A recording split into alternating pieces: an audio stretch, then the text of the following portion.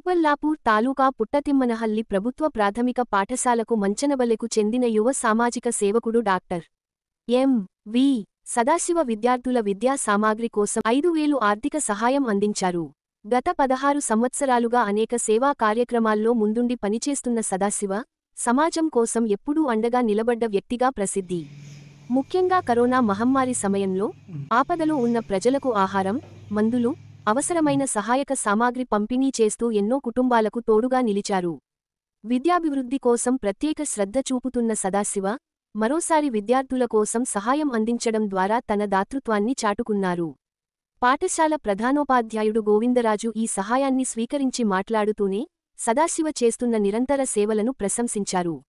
సమాజానికి ఆదర్శమయ్యేలా ఆయన సేవా కార్యక్రమాలు కొనసాగాలని ఆశించారు. ఈ కార్యక్రమంలో ఉపాధ్యాయులు మరియు శరణ్ దొడ్డతమ్మనహల్లి పాల్గొన్నారు.